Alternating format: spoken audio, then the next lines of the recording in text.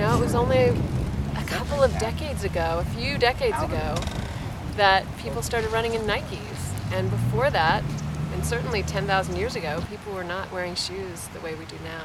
There have been times when I've stepped on a rock and it's like, woo, that hurt. Do your feet get really cut up?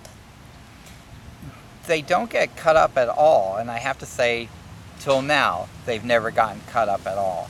And it goes along with some of the thoughts that we've had before, that your feet get more sensitive, not less sensitive, as you're out there running. Well, it started about a year and a half ago when I read Born to Run. Like many, many barefoot runners, I was really inspired by that book. I intended to run my first barefoot marathon and didn't know what I would do after that. So it was just a progression, found I enjoyed it. Now here I am, 101 marathons later. I'm a laughter yoga instructor. I would say that laughter yoga has definitely contributed to my running, and it'll definitely contribute to the marathon. My professional career has been in aerospace engineering, working with the highest tech of all high tech. I'm bringing air into my lungs and then pushing it out through laughter. So it's like...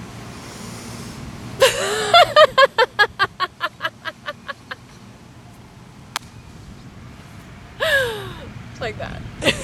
And so you do that while you run? Yeah. People will come up and say, one person one time said, why you run without shoes? And I jokingly, because we had time during the marathon, especially the way that I run them, I said, because it saves me money on shoes. Then the person laughed, but someone else who had heard that answer said, yeah, well, I bet you make that money up on doctor's bills.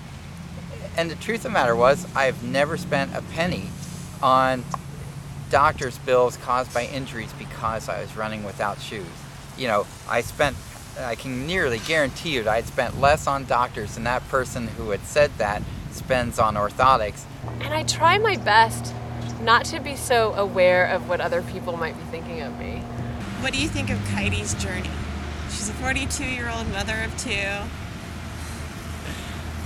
I think it's great that people can look beyond what they may have initially believed that they could do. During this time, in the last week and a half, it's been, Todd, is this a good idea?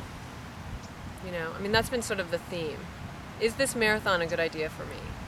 And he really believes that I can do this. I like to think that as a coach, I get to help them do something that's going to feel good, or at least that they're going to enjoy at the end of it. There was a period of time where a bunch of people died in my family, and they were all completely separate instances, but it started around 6 years ago. Has your decision to run barefoot at all been influenced by feeling closer to them? Running barefoot in particular? Yeah. I think definitely my nephew, for sure. Because, he was a little boy, and, he'd be 8 now. He'd be running around with my daughter, barefoot probably. There's something about when somebody dies, I have this experience of wanting to be a better person.